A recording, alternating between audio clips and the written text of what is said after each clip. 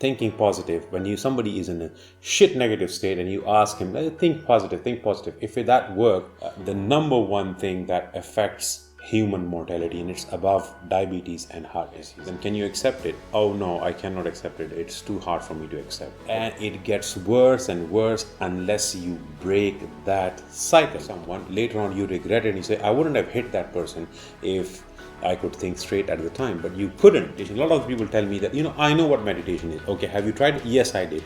Okay, how many times did you try it? Once for 2 days. It doesn't work like that.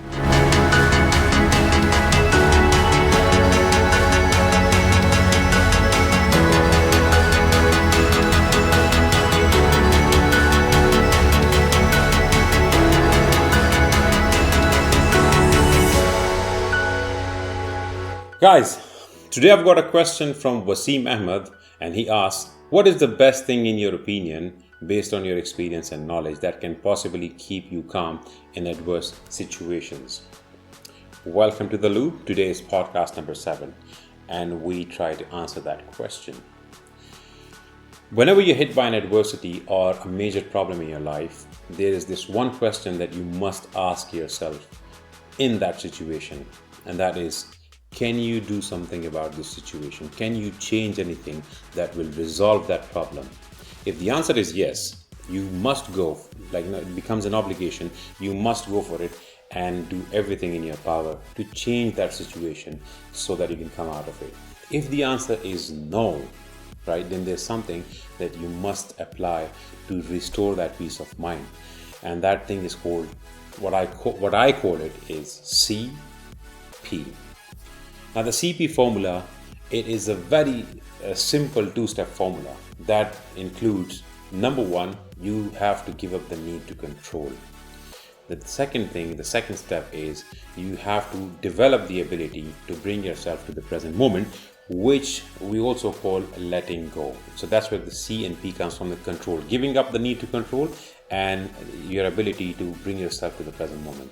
Now, if you develop this thing, trust me, you will always have peace of mind, just a couple of steps away. Whenever you're in a situation, I'm not saying that you will not feel negative or bad in certain situations, but you will always have the tools to come out of the situation quicker, because the quality of life is determined how long you stay in a negative state. The problem is that people usually stay in the middle. When they ask that question, they don't even ask themselves, but when I ask them that question, they say, I cannot change this situation for whatever reason. Okay, then can you accept it? Oh no, I cannot accept it. It's too hard for me to accept. Okay, so can you then take a stand and do something about it? No, because it's too big. I'm afraid I cannot do whatever it takes to get out of the situation. Okay, then can you accept it? No, I can't. So obviously you stay in the middle, and that's where all the negative stuff starts. You become frustrated, because whenever you're trying to control the uncontrollable, you become frustrated. Okay, and when you stay for a long time in frustration, it leads to stress, and then stress leads to a lot of other bad stuff. Okay, so you need to understand the mechanism of this whole thing, that how it works and how do you come out of this situation. Okay, you need to choose one of these. You either have to do something about it, or you either have to accept it. Even if it's bad, you have to accept it. Even if it's too hard to accept, you have to accept it. Or if you can do something about it, if it's hard, then do it hard, but do it. You have to do something about it. Now the mechanism behind this is that when you stay in that middle state, essentially you get frustrated, and that frustration, if you analyze what is frustration or the other negative emotions, they are the feelings and sensations in your body. When you're angry, for example, can you see the physical symptoms that go with it? You sometimes start shaking because of the adrenaline rush inside your body or the other hormones. When you are extremely stressed out, you get physical symptoms. You get a headache, nausea, bad stomach. There is always physical response in your body to how you feel. You need to understand this, that it is a physical thing. Whatever it is, even if you're happy, the positive stuff as well, the positive emotions, they're also the sensations and feelings inside your body. So you need to understand the mechanism behind this thing so that we can resolve this thing.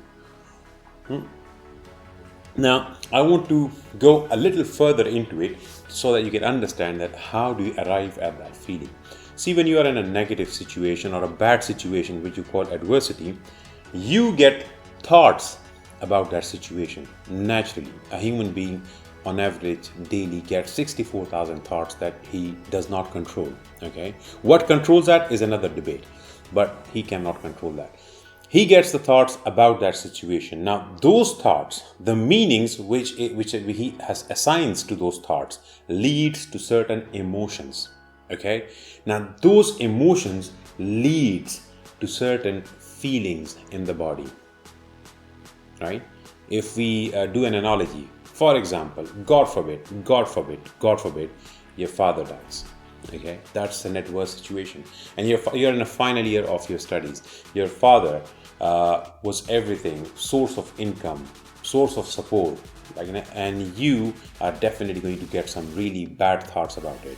Now, if you do get a thought, you will get a thought that my father died. Okay, you assign that thought a meaning that means that we are doomed. I am doomed. My future is now dark.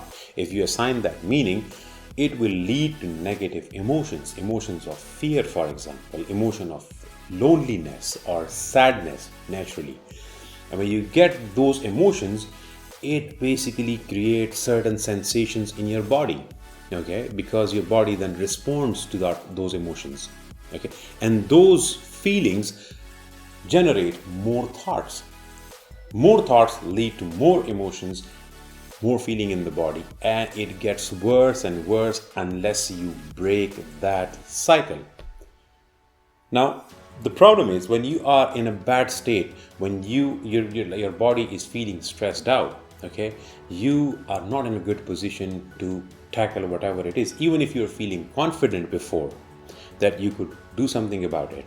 But when you go through this cycle again and again, a point comes when you no longer feel confident, and that causes more frustration because now, you add more emotions to it, frustrations and anger. For example, I cannot change this situation.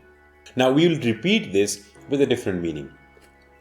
The thought comes in, my father died. Now the meaning which he assigns to this thought is that I need to step up. My father died, so I need to step up for my family, for my mother, for my siblings. Now, this meaning will generate different kinds of emotions. For example, emotions of altruism, of confidence, of optimism, of hope, right? And those emotions will then lead to different sensations in the body. You will be feeling confident. See, when you say I'm feeling confident, you're actually feeling something inside you. And those feelings will generate better thoughts, better quality of thoughts. That, okay, how do I come out of this situation? What do I need to do to support my family, etc., etc. It keeps getting better and better. That's a good cycle to be in. You need to break this cycle. If you are in that vicious negative cycle, you need to break that cycle so that you can come out of it. Now, there are two places where you can make an intervention.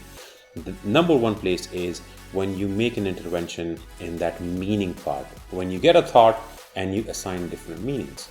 Okay? And the second place, we'll talk about that later, but this one is usually difficult because when you're negatively programmed and you do some iterations of that negative cycle, you are not in a good place and you cannot think straight. See, when you're in bad emotional state, what happens is that your body has a lot of unwanted excess hormones, like for example cortisol, which is a stress hormone, adrenaline, which causes the fight or flight response, and certain other hormones that makes you feel bad. And the problem with these hormones in your body is that it causes you to not think clearly. There's an actual psychological science behind that. It's called emotional hijacking. Sometimes when you are in a bad emotional state, when you're angry and you say that I cannot think straight, I couldn't think straight, I wouldn't have done it.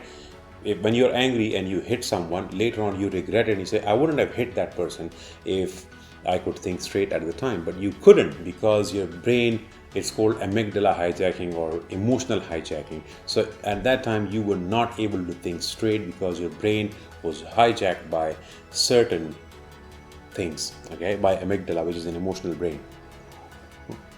And that should happen basically when you are in real danger. Like, your body, your brain is designed to work this way when you faced some real danger in front of you. As I mentioned in my last podcast, that if you see a lion that is approaching you, then that is the response that it should, because you have no time to think. You have to respond in a reflexive manner. Okay, the lion is rushing towards you, or somebody with a gun rushing towards you, you'd have no time to think. And so emotional hijacking will keep you safe, because then you act reflexively. You either fight that person or you run away, and that, that is how it works. But the problem these days is that response is triggered without the actual imminent physical danger in front of you.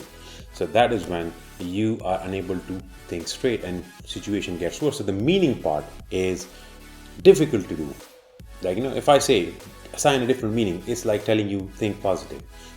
Thinking positive, when somebody is in a shit negative state and you ask him, think positive. If that worked, nobody would go to a psychologist or psychiatrist, because then positive thinking would work. But it doesn't work like that. So then you need to understand the second intervention, and you need to master that so that you can do something about your situation. And that is the physical intervention, which means that you take care of the feelings in the body. You try to you do reverse engineering. You calm your body down to a level where you can make those necessary long-term changes. Okay, and how do you do that? The best tool to do that is meditation. As I always say, that we'll have a different podcast on that, because that's an entirely different topic, and I want to cover that in detail. Or you can Google it. There's plenty of great material available online on YouTube and Google. If you just Google it and then try it. See, I always tell people that don't just Google stuff, try it. If you want to learn cricket, and if I give you a book on cricket, you will not just learn cricket by reading, what is a cover shot or was it a pull shot and how do you bowl a bouncer, unless you practice and do it yourself. So just learning about meditation. A lot of people tell me that, I know what meditation is. Okay, have you tried it? Yes, I did. Okay, how many times did you try it? I tried it once for 2 days. It doesn't work like that. You have to try it consistently for weeks and months before it starts kicking in. You have to make this part of your lifestyle, just like an exercise. Anyways, coming back, meditation lets you make that physical intervention. You need to do stuff that calms your body down and teaches it to stay calm, teaches it to stay in the present moment. Okay, because meditation, essentially what it does is that it trains your mind to stay in the present moment. It trains your mind, because usually the problem is either in the future, or you're thinking about something in the past that has already happened and you cannot change it. So when you teach your brain to stay in the present moment, usually there's no problem in the present moment. So see, the first step of meditation is mastering that technique, which is giving up the need to control. You let your thoughts go, you let your mind wanders, because everything is happening inside your mind. All the negative situations in the future, all the pessimism is happening inside your brain. It may 99% of the things that you worry about never happens. So you're just making things up in your mind. So you learn, the first step of meditation is that you learn to let your thoughts go, not just the negative ones, but everything, so that you are able to bring yourself to the present moment. So the second step is that it brings you to the present moment. So that C and P is already achieved. And the third thing is that it has a very calming effect. Whoever does meditation will confirm this to you, that it has a very, very calming effect. And then the fourth step is you can then make those meaning interventions in your thoughts. Okay, how? You try, you imagine, whatever your worry is, you can add imaginative exercises to meditation to imagine positive scenarios and good scenarios. In that state, your subconscious is the most impressionable, and that's where you can make changes. Okay, so this is a very powerful tool for restoring that peace of mind and becoming a more optimistic person. And when you become a more optimistic person, naturally, when adversity hits, your mind assigns positive, because you're now an optimistic person, so your mind will assign some positive meanings to the thoughts you get about that adverse situation. The second thing you can do is, and that is that has a short-term effect, but it is important, and that is exercise. Add exercise to your life, because when you have this problem of stress, when I say problem of stress, this means that you get stressed out from nothing, because stress is not a bad thing. It is there for a reason. A healthy level of stress makes you get things done, but if it's out of control, then it produces a lot of bad hormones in your body. For example, as I said, cortisol and adrenaline. Now you need to take those hormones out, and you need to find a way to do that. If you don't, they will find a way to do that, and then that causes panic attacks and all the aches and pains in the body. So the best way to get that excess hormone out of your system is exercise. Have you ever noticed that in the movies, when somebody is really stressed, the hero is stressed out, extremely stressed out, he learns about something really bad, sometimes they show that he goes on a run, or he starts punching bag, because and after a while he feels a little relaxed, and then he starts crying and let everything go. Let everything go in that moment. So it basically helps you get those excess hormones out of your system, and you feel relaxed. Try this. Next time you're stressed out, extremely stressed out, go do some vigorous physical activity for 20-25 minutes. And it's a subjective thing. You don't have to if you cannot do push-ups, if you are obese, for example, or if your age is such that your joints cannot take that physical pressure, for you vigorous physical activity would just be walking briskly. So make your heart work, do something, so that those excess hormones are out of your system. If you can cry it out, because crying lets those hormones out as well. Then another thing is social interactions. Make social interactions. Usually people in bad situations or negative situations try to keep to themselves and isolate themselves. That is a wrong thing to do, because when you are interacting socially with someone, physically face to face, it triggers some neurotransmitters in your body, and that has an immunizing effect against stress. So that's a very fantastic thing to have. Okay, make social interactions. Social interactions are the number one thing that affects human mortality, and it's above diabetes and heart disease. So it's really important, extremely important. Take better sleep, good rest, and if nothing helped, seek professional help. Go talk to someone, coaches, counselors, psychologists, or if not, go to psychiatrist. Okay, but there's a way you do it. I'm always try to do first go to a psychologist. If therapy doesn't work, then go to a psychiatrist. And find a psychiatrist that you can trust, who will not just prescribe medicines, but he will devise a strategy for you to help you come back to that normal life.